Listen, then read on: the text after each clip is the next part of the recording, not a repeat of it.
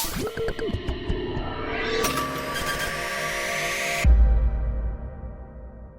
semakin kenal di dalam beribadah dan taat kepada Allah Subhanahu wa taala. Sampai kita kepada hadis yang ke-30 terkait tentang perintah menjalankan kewajiban dan menjauhi segala larangan Allah Subhanahu wa taala. Bunyi hadisnya an Abi Tha'labah al-Khushani Jurthum bin Nashir radhiyallahu anhu sallallahu alaihi dari Rasul sallallahu alaihi wasallam qala inna Allah farada fara'idha fala tudayyi'uha wa hadda hududan fala ta'taduha wa harrama asya'a fala tantahikuha wa sakata an asya'a rahmatan lakum ghayra nisyanin fala tabhathu anha. Haditsul hasan rawahu ad-Darqutni wa ghayruhu. Ini hadis pendek, hadis hasan, bagus, teratas di dalam runtutan hadis Nabi yang diriwayatkan oleh salah satu sahabat, Abi Tha'labah al-Khushani. Sahabat yang mulia, sahabat yang dekat sama Nabi Muhammad SAW, sampai-sampai beliau itu adalah salah satu sahabat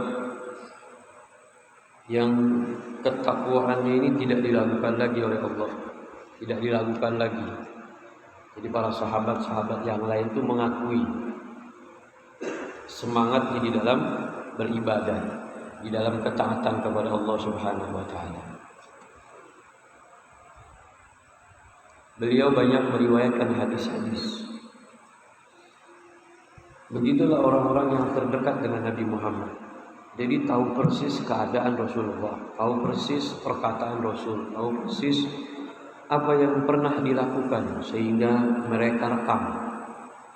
Ada sahabat yang merekam untuk dirinya, ada sahabat yang merekam untuk mereka tulis, untuk mereka katakan. Ya seperti halnya kita lah. Kita punya sahabat dekat, atau kita punya orang tua, atau kita punya panutan. Ada yang kita rekam, ya kita buat pakai diri kita. Kita ngikutin begini karena sebab dia. Kita berkata seperti ini karena diajarkan tutur kata kita sama dia.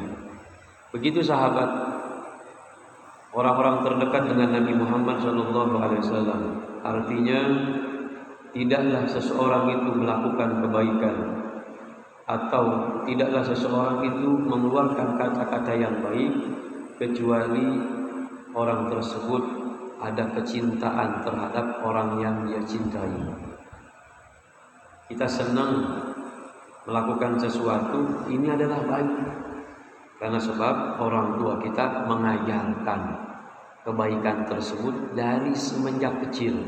Coba aja deh kita ingat orang tua yang pernah melakukan sesuatu yang sampai saat ini masih kita lakukan karena sebab orang tua.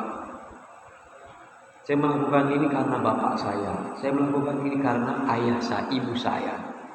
Artinya kebaikan yang pernah mereka lakukan itu dilakukan sama kita sebagai anak. Dan kita sebagai umat Nabi Muhammad melakukan sesuatu kebaikan pun karena sebab Rasulullah. Rasulullah melakukan kebaikan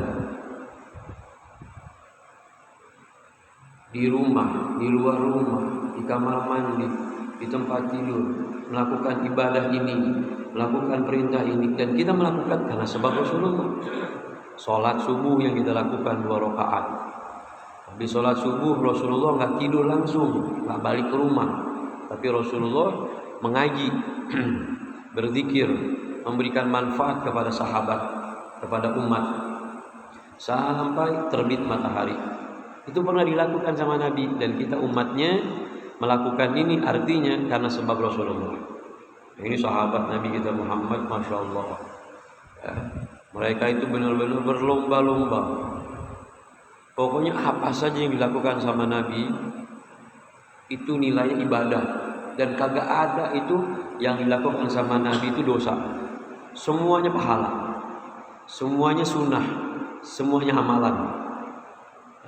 amalan, takrir, enggak ngomong aja Nabi jadi amal ibadah. Cuma memberikan isyarat saja kepada sahabat memiliki insting yang kuat, kepekaan yang tajam, sehingga mereka bisa menafsirkan diamnya Rasulullah itu untuk apa. Nah ini sahabat Masya Allah, sampai beliau meriwayatkan hadis yang kita baca pada kesempatan kali ini, bahwa Rasulullah itu bersabda, sesungguhnya Allah telah menetapkan kewajiban-kewajiban. Apa yang kita tahu tentang kewajiban? Jadi sebagai umatnya Nabi,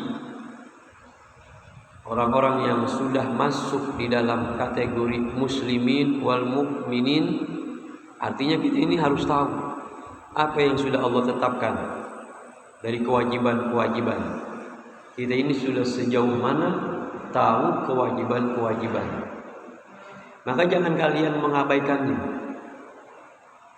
Dan telah menetapkan batasan-batasan, jangan kalian melambainya. Dia, Allah Subhanahu wa Ta'ala, telah mengharamkan segala sesuatu. Artinya perlu ilmu, kita tahu dan kita bisa membedakan mana yang halal, mana yang haram. Jadi ada hadis Nabi itu riwayat yang lain, innal halala haq, innal halala bayyinun, wa innal harama bayyinun. Yang halal jelas, yang haram juga jelas. Dan di antara halal dan haram adalah perkara mustabihat, perkara syubhat. Apa kata Nabi? Hati-hati an taqa'a fi syubhat. Jangan sampai kalian itu terjerumus di dalam perkara syubhat itu. Syubhat apa sih? Samar antara haram sama halal. Ini halal apa haram? Ini haram apa halal? Tinggalkan saja. Jangan masuk. Jangan ambil. Jangan makan. Jadi Allah sudah mengharamkan, sudah ditetapkan segala sesuatu, maka janganlah kalian melanggar. Dia Allah mendiamkan sesuatu, artinya Allah nggak komentar lah, bahasa sekarang nggak komentar. Allah nggak berkata apa-apa, diam. Sebagai kasih sayang, artinya Allah tuh cinta bener, menunjukkan kasih sayangnya terhadap kita sebagai hamba, dan bukan arti karena lupa. Jangan kalian mencari-cari tentangnya. Jadi nggak usah cari tahu. Ini kenapa Allah begini, ini begini. Apa yang sudah kita tahu tentang itu harus kita pelajari dengan sempurna.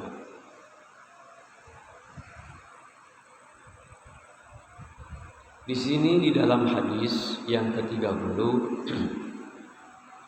ada beberapa faedah yang perlu kita petik, kita ambil, kita pegang, kita ambil, biar kita bisa memahami sepenuhnya. Karena simpelnya hadis Nabi Muhammad itu manfaatnya ila yaumil qiyamah, kemanfaatnya sampai akhir umur kita. Jadi hadis ini tidak ada batasannya. Kita terkadang kalau ngomong itu ada batasannya. Perkataan kita kadang kita kalau nasihatin orang habis segini doang, selesai. Dipakainya terkadang selesai. Kita nasihatin anak nggak nasihatin lagi kepada anaknya, artinya cucu kita nggak ngamalin. Tapi Rasulullah udah 14 abad tahun yang lalu, bertahun-tahun Nabi nasihatin kepada sahabat. Dipakai sama sahabat nasihatin kepada tabi'in. Dipakai sama tabi'in nasihatin kepada tabi'in. Dan sampai saat ini gak pernah dari umat yang setia kepada Nabi Muhammad, Nabi perintahkan aqimus sholat, dirikan sholat, jangan kau tinggalkan sholat. Umat yang setia kepada Nabi Muhammad, ketika kita mendengarkan nasihat dari seorang guru, dari ulama, dari muallim, dari penasehat, kita dengar tentang kewajiban sholat, tentang kewajiban ini, kemudian kita amalkan, artinya kita nggak mendustakan. Makanya mudah-mudahan kita termasuk umat sebaik-baiknya umat. Apa kata Allah dalam firman-Nya?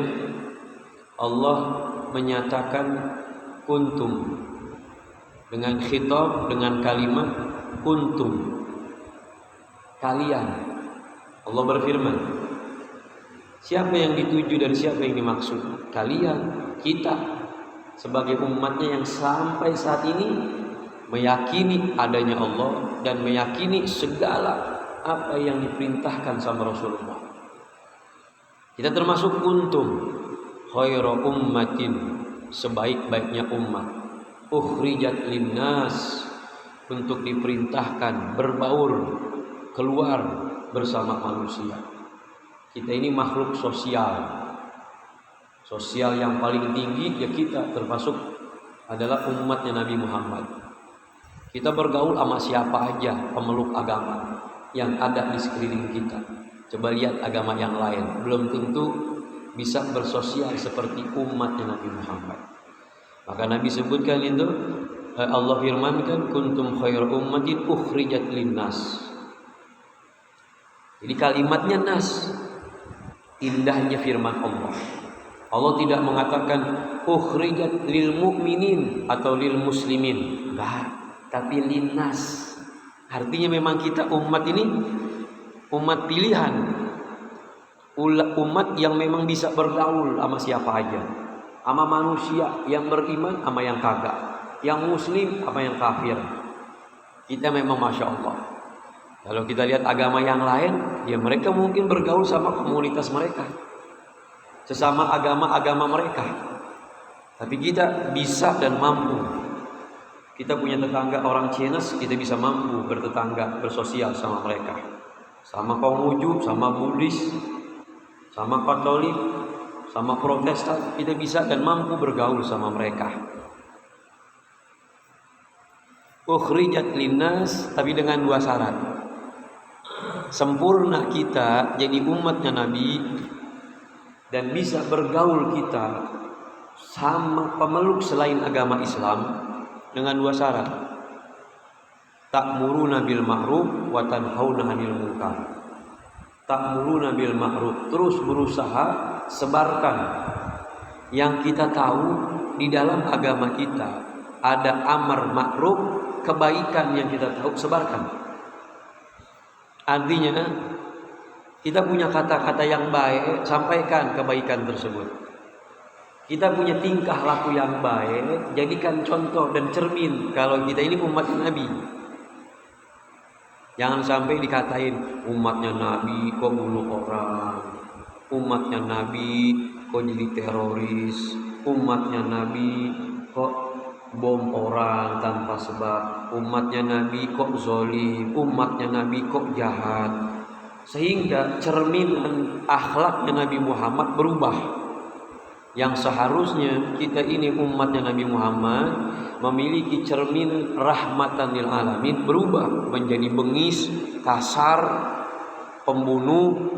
Nah, ini bukan cerminan. Nah, ini kita yang harus kita pegang. Pertama, ta'muruna bil ma'ruf, yang kedua wa tanhauna 'anil munkar, dan terus tebarkan, kasih himbauan-himbauan bahwa kemungkaran, kejahatan, kemaksiatan, dosa itu adalah perbuatan yang dibenci dan dilarang oleh Allah Subhanahu wa taala. Mulai dari diri kita. Karena kita ini cerminan buat siapa saja. Kalau kita tinggal di rumah, artinya anak dan istri itu bercermin sama kita. Laki saya masya Allah soleh, saya belum bangun, laki saya sudah bangun. Saya belum ke masjid, laki saya udah bangunin, nyipretin saya. Saya terbangun dengan cipretan air. Kata suami saya, ayo kita bareng-bareng ke masjid. Kita sholat subuh berjamaah. Hari ini, pagi ini kajian bulanan. Bisa kita dengarkan beberapa nasihat, kita duduk bersama, pahalanya besar. Saya melakukan kebaikan ini karena sebab suami saya. Cerminan. Suami saya, seorang istri mengatakan kepada dirinya, dan dia tahadus binikmah, mengucapkan dan mengajarkan kepada perempuan-perempuan yang lain untuk dijadikan cerminan, bahwa suami saya kalau di rumah, kalau weekend, kalau libur, itu selalu membantu pekerjaan saya. Itu kan cerminan yang bagus. Dari mana tuh suami bisa melakukan itu kecuali dari ilmu, dari amalan yang pernah kita tahu. Kalau Rasulullah pernah begitu. Itu Rasulullah dalam hadis Sahih Bukhari wal Muslim, wa kana Rasulullah yaknasu na'lain. Rasulullah itu terkadang kalau sendalnya itu putus, Nabi jahit di sol sendiri Nabi. Nabi terkadang kalau bajunya ada yang sobek, itu Nabi jahit, masukin benang ke jarum, jahit. Coba dari umat kita ngaca diri kita sendiri. Kita kalau baju kita sobek, pernah gak kita jahit sendiri? Sendal kita ada yang putus, masih kita sambung, ada enggak? Sekarang masih simpel, udah putus tinggal beli. Dulu pernah gak kita ngalamin? Saya waktu kecil ngalamin. Gak semudah itu zaman dulu, tapi ngajarin tentang qanaah. Sendal putus, pernah sendal putus, kemudian tuh tali itu kita masukin paku, nyambung lagi. Itu sendal jepit, sendal swallow, masih bisa kepake tuh, ditaruh kita paku tuh ujungnya masih nyantel dia dan masih kepake. Sepatu kalau belum sobek banget, belum beli kita dan mampu bisa disol. Kalau sekarang apa cerminan? Jauh dari sifat qanaah. Itu di rumah kita sepatu bertumpuk. Sepatu untuk hari Senin ada, hari Selasa ada, hari Rabu ada. Sepatu di darat ada, sepatu di lautan ada. Jadi ada motifnya, ada macamnya. Jauh dari sifat qanaah. Kita sobek begini, enggak ada rasa qanaah, sobek tinggal buang, beli aja baru. Sayyidina Umar bin Khattab itu tercatat dalam sejarah, beliau seorang pemimpin, seorang presiden, itu beliau punya baju, itu tambalan beliau di atas 30 tambalan. Bagian depan, bagian samping, bagian belakang. Seorang pemimpin enggak ada rasa malu, enggak ada rasa hina. Kenapa? Karena dididik sama manusia yang paling mulia, yang mengajarkan qanaah, yang mengajarkan tawadu, yang mengajarkan rendah diri. Kita dari belajar baju aja dah, baju. Di saat kita pakai baju, ada rasa kalau kita keluar, aduh, ntar gue dikata ini, merasa kita hina, dan ada harapan saat kita memakai pakaian dipuji sama orang, ria, sombong, widih, gagah bener. Terus kita membusungkan dada kita, widih, modelnya keren, bagus, cakep ini. Dan kita pura-pura rabi, bangga dengan pujian seseorang. Walibasu khairul libasu taqwa. Allah yang nyatakan, dan sebaik-baiknya pakaian adalah takwa. Jadi kita ini kamuflase, casing doang. Terkadang kita casingnya doang bagus, dilihat Apple, iPhone. Ternyata pas dibuka dalamnya apa? Merek Cina yang enggak berkualitas. Kita ini pengen zohir sama batin kita ini berkualitas, sempurna, bagus. Rupa kita udah bagus, di muka kita murah senyum, berseri-seri, adem, putih. Hati kita juga sama, nggak cemberut hati kita juga. Kadang udah mau muka cemberut, hati cemberut juga. Udah mati dengki, muka dengki juga. Kan kelihatan muka orang yang dengki sama orang. Kadang sebagian kanannya dimiringin dikit. Nah itu muka yang dengki itu sama orang. Ketemu sama dia, buang muka. Lagu. Demen gue sama dia. Antara muka sama hati sama. Naudzubillah min dzalik. Jadi ini poinnya adalah satu, ada 4 poin. Bahwa perintah menjalankan kewajiban itu syariat Islam yang harus kita lakukan, jangan kita tinggalkan, jangan kita sepelekan, jangan kita abaikan. Serius di dalam setiap perintah-perintah Allah. Kan banyak perintah Allah, ya sholat, ya zakat, ya puasa, bakti sama orang, bantu silaturahmi, mengaji, apa yang kita paham ini perintah wajib kita lakukan. Maka belajar itu sampai kapan? Biar kita tahu, biar kita puas sepuas-puasnya. Jadi jangan ada manusia yang merasa, aduh saya udah paham banget, saya udah ngerti. Coba sampaikan. Ilmu itu di saat orang mendapatkan kepuasan di dalam ilmunya, seorang ulama mengatakan orang dia merasa puas mendapatkan ilmu yang dia dapat, itu bagaikan ketika seseorang tersebut menaruh dan menyelamkan jarum ke lautan, kemudian diangkat tuh jarumnya, dan ada satu tetesan yang jatuh dari jarum tersebut, itu satu tetesan itu adalah kepuasan ilmu yang dia dapat. Artinya apa? Masih banyak ilmunya Allah seluas samudra yang belum kita kuasai, yang belum kita paham. Terkadang kita dengar satu ulama, gue baru dengar ajaran ilmu itu. Kadang kita kayak aneh. Baru saya dengar, baru saya sampai, baru saya tahu begini dan begini. Artinya kita masih nol, masih jauh. Baru 0,0% kita ini mempelajari agama Allah, apa yang Allah perintahkan. Dan yang kedua juga penting, kalau kewajiban kita harus tahu, maka perintah meninggalkan larangan Allah juga harus kita ketahui. Maksiat-maksiat, dosa-dosa, kejahatan-kejahatan, jangan sampai kita baru sadar saya khilaf,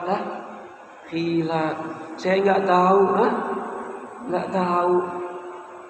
Udah canggihnya sejak zaman kita, nggak tahu, nggak paham. Mandi wajib adalah wajib setelah berhubungan suami istri. Baru paham setelah 15 tahun berumah tangga. Ada momen kajian umum, kemudian tuh orang bertanya tentang masalah rumah tangga. Setelah dia berhubungan, apa yang harus dia lakukan? Ternyata ada hukum mandi, dan mandinya harus dengan niat. Kalau dia mandi enggak niat wajib, maka itu dia masih dalam keadaan hadas besar. Kita sholat hadas kecil aja enggak sah sholat kita, apalagi hadas besar. Itu orang bertanya, baru tahu kemana aja. Artinya kita ini di zaman kita, kesempatan untuk menuntut ilmu peluangnya besar. Masjid ada 5 pintu, ada berapa pintu ini? Ada 6 pintu, terbuka semua buat siapa aja yang mau menuntut ilmu.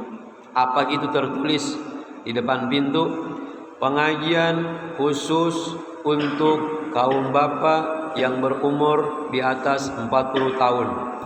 Ada nggak kita temukan majelis taklim yang punya syarat untuk menuntut dan mengambil ilmu Allah? Enggak. Khusus majelis anak-anak muda, yang tua lewat. Nggak ada.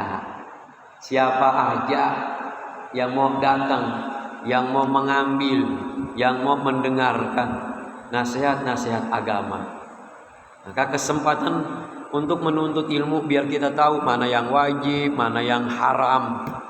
Jangan sampai baru nyesel, khilaf saya Pak Ustaz. Setelah melakukan perzinahan kau khilaf. Masya Allah. Begitu entengnya mulut seseorang, khilaf. Saya nggak sadar ya. Setelah kau melakukan maksiat perzinahan baru ngomong nggak sadar. Rasa ketika kau melakukan maksiat dan dosa, apa yang kau rasakan? Apa kau tidak membayangkan azab yang begitu besar? Dosa, di antara dosa besar adalah perbuatan zina. Allah nyatakan jangankan melakukan perzinahan, mendekati amalan-amalan yang menjerumuskan untuk melakukan perzinahan dilarang. Wala taqrabuz zina. Jangan sekali-kali kau dekatkan perbuatan zina. Sampaikan kepada anak kita, ini kewajiban kita sebagai orang tua. Jangan sampai kecolongan. Udah kecolongan ngomong sama tetangga, aduh saya kecolongan. Mengapa kecolongan? Anak saya.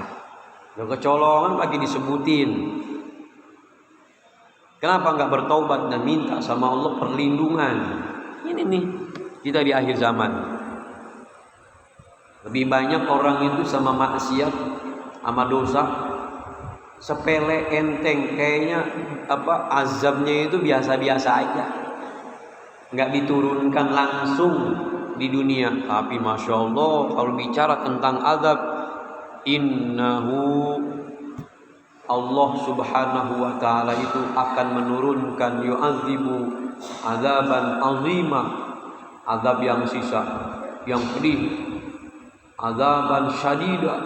Waduh, kalau bicara tentang azab itu, ya Allah, ya Rasul aja nggak kuat. Rasulullah nggak kuat ketika diperlihatkan dari sebagian umat-umatnya yang disiksa di dalam api neraka. Rasulullah nggak kuat. Rasulullah pada saat itu berharap sama Allah, ya Rabb, ampuni segala maksiat dan dosa yang dilakukan sama umat-umatku. Sampai Rasulullah dinyatakan dalam hadis sahih itu, Rasulullah fi kulli yaumin wa lailah, setiap hari dan setiap sehari semalam 24 jam itu Rasulullah sab'ina marratan yastaghfiruna li ummati, 70 kali beristighfar untuk umatnya. 70 kali. Itu dibahas sama ulama. Satu istighfarnya Rasulullah itu belum ada dari umatnya yang bisa menandingi, walaupun untuk umatnya beribu-ribu beristighfar kepada Allah. Jadi hebat dan kekuatannya Rasulullah di saat beristighfar. Jadi kalau bicara tentang nominal 70 kayaknya kan dikit banget. Tapi kalau kita bisa beristighfar, jangankan 24 jam, kalau seandainya dalam sehari semalam itu ada 58 jam kita beristighfar 58 jam, gak bakalan bisa mendandingi istighfar kita dengan Rasulullah. Artinya kalau kita istighfar yang serius, Rasulullah serius bener. Sayangnya Rasulullah kepada umatnya, jangan sampai anak umat itu masuk ke dalam api neraka. Ini urusan umat masuk ke dalam api neraka. Ada lagi urusan sebelum itu. Rasulullah itu ketika ditanya sama malaikat Jibril dan para malaikat menyaksikan di saat Israel mencabut nyawa Rasulullah, Jibril itu mengatakan dan bertanya, ya Rasulullah, bagaimana keadaanmu? Israel sih kagak tahu, dia mah tugasnya nyabut aja. Rasulullah jawab pertanyaan Jibril, ya Jibril, beginikah sakitnya di saat sakratul maut? Jangan sampai dari umat-umatku merasakan sakitnya di saat dicabut nyawa oleh malaikat Israel. Disaksikan sama malaikat Israel minta izin, ya Rasulullah, jika kau rasakan pedihnya dicabut nyawa, maka aku akan pelan-pelan ya Rasulullah. Pelan, saking hormatnya sama Nabi Muhammad. Tapi Rasulullah saat sakit itu masih mikirin kita. Jangan sampai umatku merasakan sakitnya seperti ini. Itu Imamul Ghazali menyampaikan di saat Rasulullah mengatakan sakitnya sakratul maut bagi setiap manusia. Itu mukmin, apalagi kafir. Waduh, lebih dahsyat lagi. Imamul Ghazali mengatakan paling ringan nih ketika seseorang itu dicabut nyawanya, digambarkan sama beliau itu bagaikan ketika seseorang itu ditancapkan ranting yang ada durinya. Pohon kan ada pohon berduri tuh, pohon jeruk atau pohon apa ya.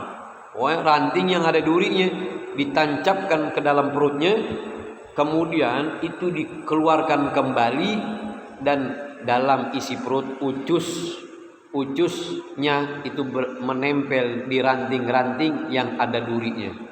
Coba kita bayangkan tuh, dituncap ke perut kita, dikeluarkan kembali. Itu paling ringan rasa dalam keadaan sakratul maut. Maka mudah-mudahan kita dijauhkan dari sakitnya sakratul maut. Ya, memang kita kalau nyelawat ngelihat orang lagi dalam keadaan sakratul maut, kita nggak ngerasain, cuma ngap. Rasanya begitu doang. Tapi ternyata batinnya, ruhnya itu sedang menjerit. Beda dengan jasadiah seseorang. Itu yang kedua, yang pertama dan yang kedua. Yang ketiga dan yang keempat perlu kita perhatikan dan kita ambil terus. Apa-apa yang diperintahkan oleh Allah itu tujuannya. Tujuannya apa? Supaya kita ini menjadi hamba yang mulia. Hamba yang semakin hari naik derajat kita. Karena iman manusia itu kana yazid wa yanqus, terkadang nambah, kadang turun. Ini kita lagi di masjid mah naik bener kayak orang soleh, kayak orang bener. Entar magilaran di luar, waduh ketemu wadon, astagfirullahaladzim, mulut istighfar tapi mata masih nanti di kantor, nanti di pasar, nanti di ini, jauh dari norma-norma tingkatan iman. Bener ini mah Pak Bu, bener ini mah dari pasarnya saya segini, saya nggak ngambil untung. Bohong. Kamu dagang yang jujur. Contoh kita Nabi Muhammad pedagang. Nabi Muhammad tuh pedagang. Umur di bawah remaja, Nabi udah dagang, diajak sama pamannya. Umur udah mulai dewasa, diperintahkan, disuruh sama Sayyidatina Khadijah. Nanti Khadijah tahu siapa Rasulullah, Al-Amin, siapa yang gak kenal Nabi. Pedagang, kalau mau dagang yang jujur. Kita diajarin sama Nabi, tutur kata, keluarkan kata yang baik. Ngomong begitu aja dusta. Gimana kita mau dapat berkah?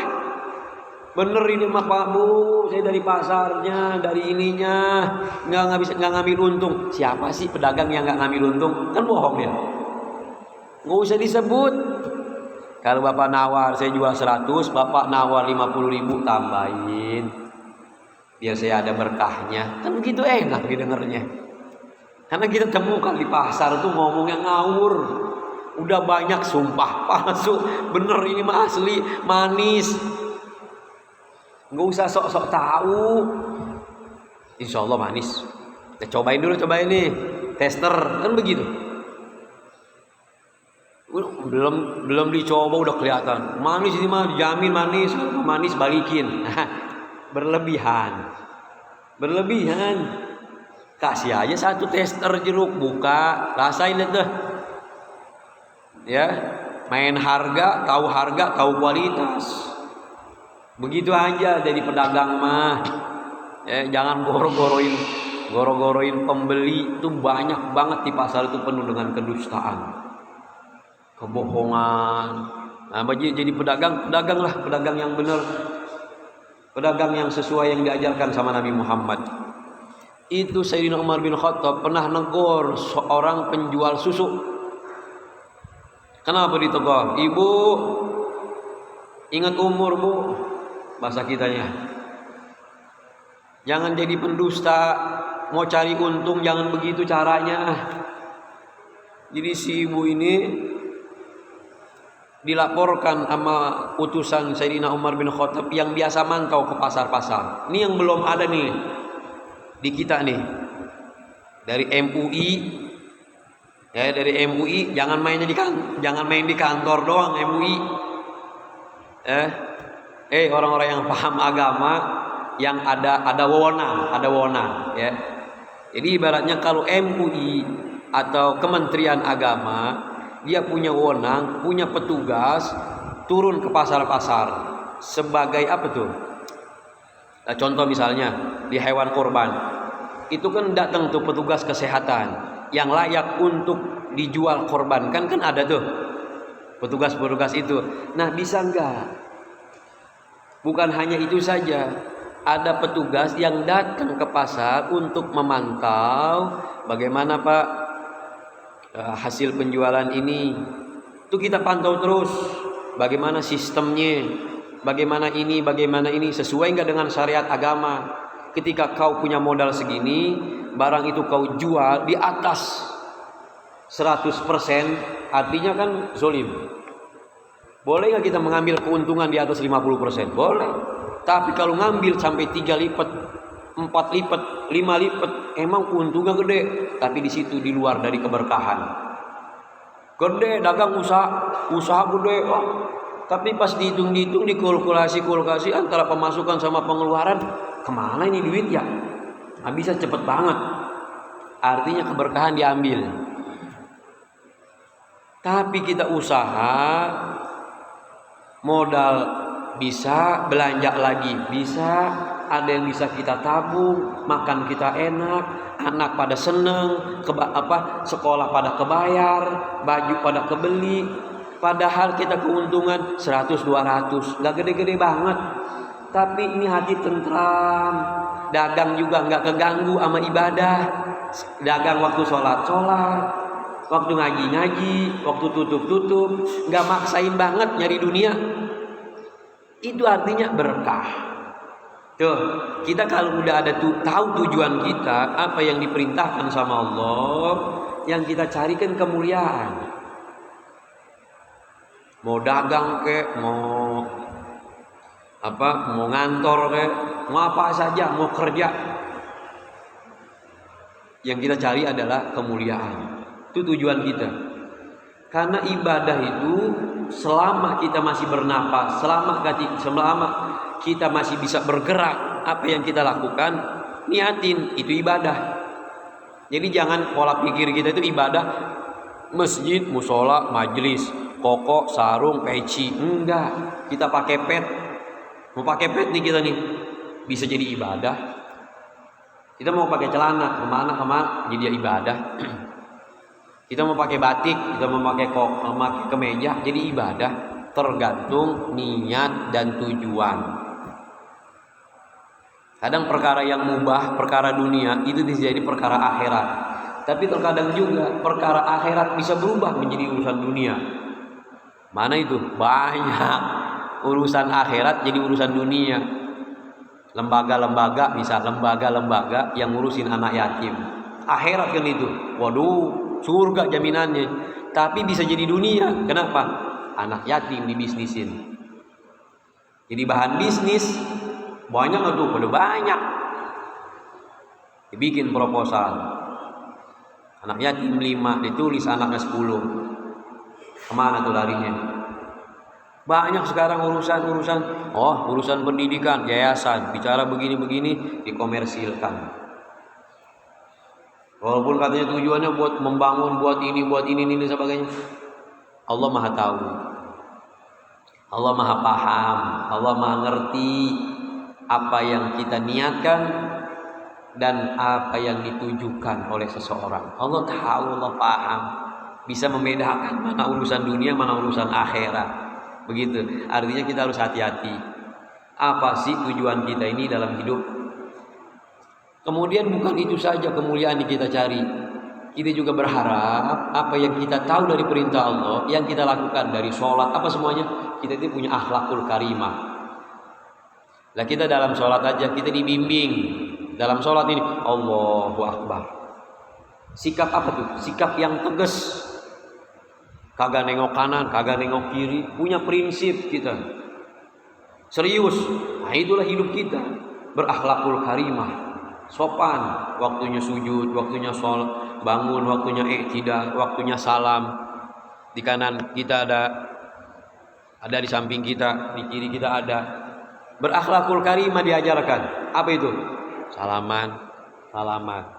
Atau setelah sholat kita baca zikir, setelah kita zikir kan dianjurkan sama Nabi Muhammad setelah imam itu berdoa, ya Allah ya Allah ya Allah. Kemudian kita itu sallallahu ala Muhammad bubar, diajarkan salaman. Itu dari sholat, artinya kita apa?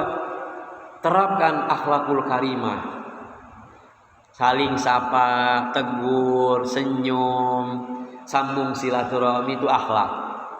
Kemudian yang keempat, poin terakhir adalah apa-apa yang dilarang oleh Allah, yang kita tahu nih, ini dosa nih, ini haram, ini maksiat, Allah nggak demen.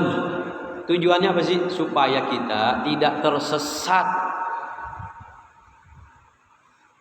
Punya ilmu, kemudian kita tahu, ini dosa nih, ini dilarang nih, ini sesat nih, pemikiran sesat nih. Artinya biar kita tahu, kalau udah kita tahu ini jalan yang sesat, ya jangan ikutin, mundur.